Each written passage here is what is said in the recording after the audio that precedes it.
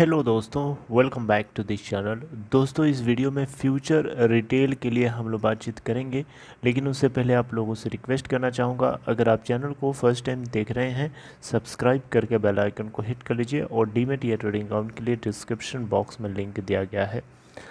दोस्तों, आप लोगों से भी मैं रिक्वेस्ट करूंगा कि आप लोग भी अगर फ्यूचर रिटेल लिमिटेड के शेयर होल्डर्स हैं तो आप सभी लोगों को भी जो है security exchange board of India को क्वेश्चन करना चाहिए, क्वेश्चन खड़ा करना चाहिए कि ये उनके साथ क्या हो रहा है, उनके साथ क्या हो रहा है।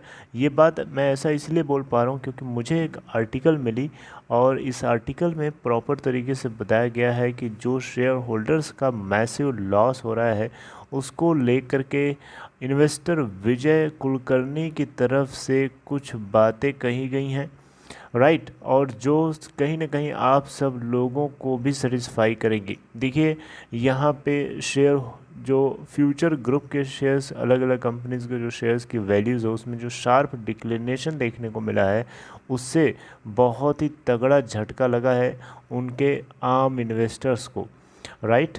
तो आम इन्वेस्टर्स ने चिंता जताते हुए security exchange board of India market regulator को एक लेटर के माध्यम से इस बात को बताने की कोशिश करी है और रिक्वेस्ट भी करी है कि इन्वेस्टर्स के इंटरेस्ट को बचाए रखने के लिए सेबी को कुछ करना चाहिए और एक प्रॉपर इन्वेस्टिगेशन लॉन्च कर देना चाहिए ताकि इस मैटर को अच्छे से खंगाला जा सके। देखिए, यहाँ पे रिलायंस रिटेल ने भले ही यहाँ पे किशोर बियानी के साथ सेटिंग करके ये जो 975 स्टोर्स एक्वायर कर लिए हों, लेकिन फिर भी यहाँ पे इसके जो रिटेल शेयर होल्डर्स हैं उनको उम्मीद है कि अगर इन्वेस्टिगेशन होता है तो कुछ चीज़ें हमें पता चलेंगी जो बिल्कुल भी गलत होंगी। तो ऑब्वियसली उससे कम से कम उसे ना सिर्फ फ्यूचर रिटेल के अपने स्टोर्स वापस मिल सकते हैं बल्कि इसको और भी बेनिफिट मिल सकता है। अब यहाँ पे बैंक्स भी अगर बीच में फंसते हैं तो मामला और ज़्यादा सीरियस होगा। देखिए, विजय कुलकर्णी और यहाँ पे एक फ्यूचर रिटेल के शेयर होल्डर्स, इन सभी लोगों ने एक बहुत ही बड़ा पर्टिनेंट क्वेश्चन रेस किया था रिगार्डिंग कंडक्ट ऑफ एफआरएल बोर्ड और उससे जुड़े हुए जो एलिगेशंस हैं कि इन्होंने अपने शेयर होल्डर्स के इंटरेस्ट को बचाए रखने के लिए किसी भी तरीके का एक्शन नहीं लिया, उसको सेफ गार्ड करने के लिए किसी भी तरीके का एक्शन नहीं लिया। कुलकर्णी जी ने एक लेटर में ये भी लिखा है क्वेश्चन करते हुए, उसी लेटर में क्वेश्चन करते हुए कि अमेज़ॉन की तरफ से 7,000 करोड़ रुपए का जो ऑफ़र दिया जा रहा था उसको फ्यूचर ग्रुप इतना तगड़ा रेजिस्टेंस के साथ रिपेल क्यों कर रहा था। यहाँ पे भी एक सवाल है।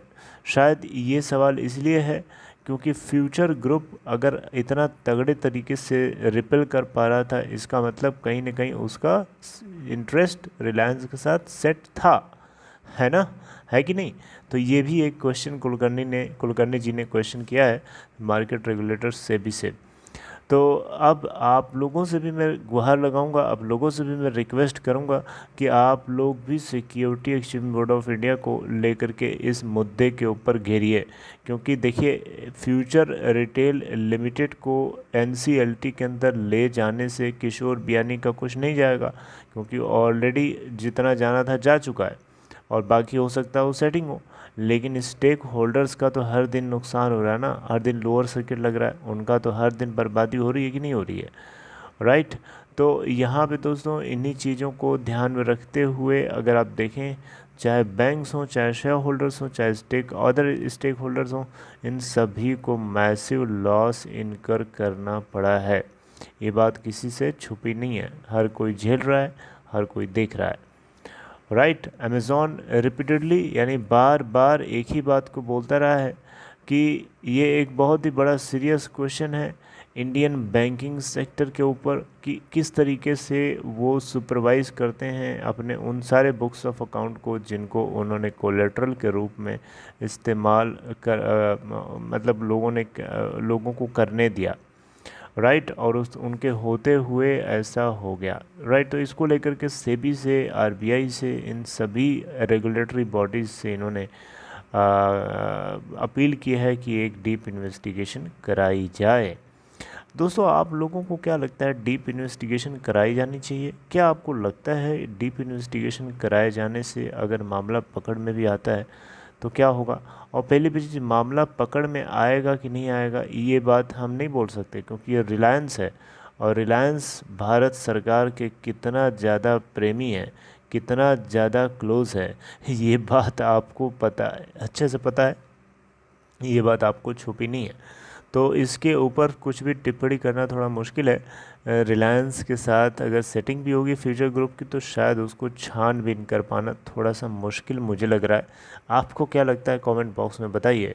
लेकिन शेयर होल्डर्स के वैल्यू को अगर आप चाहते हैं कि बनी रहे तो आप लोगों को भी, सेबी को, आरबीआई को, मार्केट रेगुलेटर, एनएसई, बीएसई, इन सभी को घेरना पड़ेगा। इन सभी को चारों तरफ से क्वेश्चन से घेरना पड़ेगा और इस तरीके से घेरिए इन लोगों को कि ये सांस लेने का भी इनको मौका कहीं से सुराग ना दिखे।